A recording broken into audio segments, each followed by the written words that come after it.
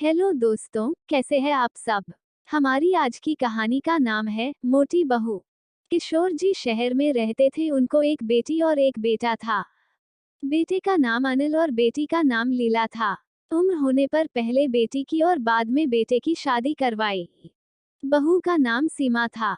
शादी के 2-3 सालों में ही सीमा का वजन काफी बढ़ गया था और वो पहले से दुगनी मोटी दिखने लगी थी। इस मोटापे की वजह से सीमा को कई लोगों के ताने सुनने पड़ते थे। पड़ोसी भी उसे मोटी भैंस कहने में हिचकिचाते नहीं थे। कितनी मोटी हो गई है, कैसी दिन पर दिन फैलती जा रही है, देखो, जरा भी शर्म नहीं आती। पति बेचारा सूखा जा रहा है, ये देखो खा खा कर कैसे मोटी हो रही है। कुछ इस तरह की बातें अक्सर सीमा के कानों पर पड़ जाती थी।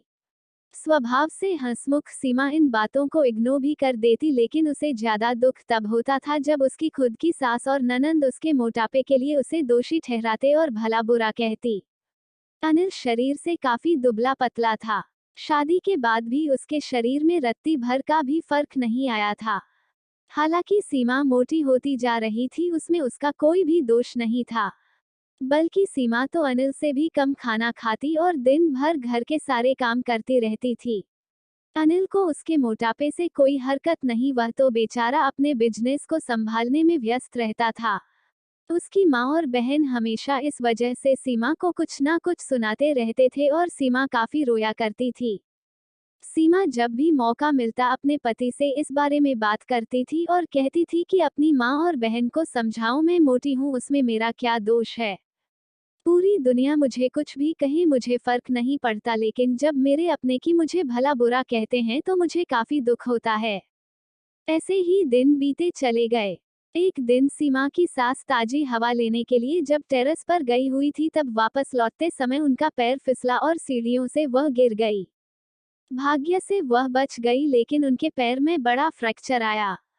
उनको अब एक जगह से दूसरी जगह जाने में भी काफी दिक्कत होने लगी। बिना किसी के सहारे के वह ऐसा कर ही नहीं पा रही थी।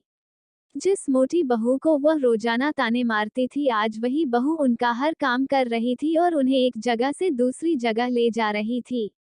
उनका खुद का वजन भी 75 किलो था, जो उनके बेटे अनिल के लिए भी उठा पाना संभव नहीं था। हमको विचार आया कि बहू शरीर से भरी पूरी नहीं होती तो आज उनका क्या होता है। सीमा की सास को सीमा के साथ किए हुए अपने बुरे बर्ताव के लिए पछतावा होने लगा। उन्होंने एक दिन मौका देखकर इस बात के लिए सीमा से हाथ जोड़कर माफी भी मांगी। सीमा ने कहा, अरे माँ, आप माफी क्यों मांग रही है, आप मुझे समझने लगी, मेरे लिए इतना ही बहुत है। उस दिन के बाद सीमा के साथ में कभी भी उसे उसकी मोटापे की वजह से एक शब्द भी नहीं बोला, बल्कि तो उन लोगों से लड़ जाती थी जो सीमा को मोटी कहकर उसकी बुराई करते थे।